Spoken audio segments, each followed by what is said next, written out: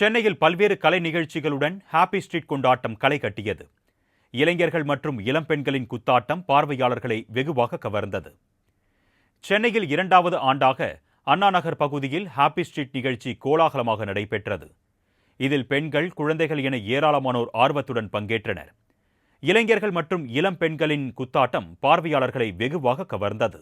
காலை 6 மணிக்கு தொடங்கி 9 மணி வரை பல்வேறு கலை நிகழ்ச்சிகள் மற்றும் விளையாட்டுகளுடன் ஹாப்பி ஸ்ட்ரீட் கொண்டாட்டம் களை கட்டியது.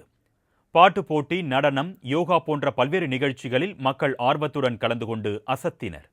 சிறியவர்கள் முதல் பெரியவர்கள் வரை அனைவரையும் கவரும் வகையில் பம்பரம் விடுதல், சைக்கிளிங், ஸ்கேட்டிங், வில்வித்தை, பாரம்பரிய நடனங்கள், கராத்தே, கோலம் போட்டி இடம்பெற்றது.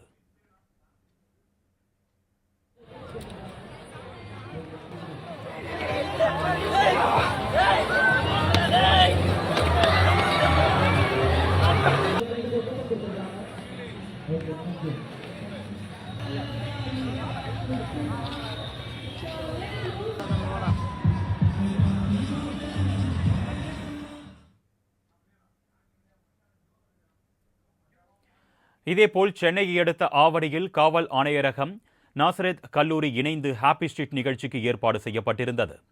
இந்த நிகழ்ச்சியில் சிலம்பாட்டம், மயிலாட்டம், பறை இசை என கிராமிய கலை நிகழ்ச்சிகள் களை கட்டியது. இந்த நிகழ்ச்சியில் சட்டமன்ற உறுப்பினர் நாசர் பங்கேற்று சிலம்பம் சுற்றியும், மேலும் காவல் ஆணையாளர் சங்கர் பறை இசைத்தும் அசத்தினர். வாலிபால், கூடைப்பந்து போன்ற விளையாட்டுப் போட்டிகளுக்கும் ஏற்பாடு செய்யப்பட்டது. சிலம்பாட்டம், பறை, பொய்க்கால் குதிரை போன்ற கிராமிய கலைகளும் அரங்கேற்றப்பட்டது.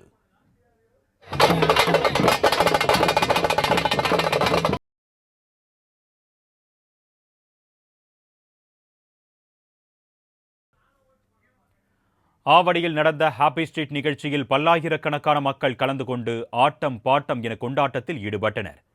இதன் பருந்து பார்வை காட்சி பிரம்மாண்டமாக இருந்தது.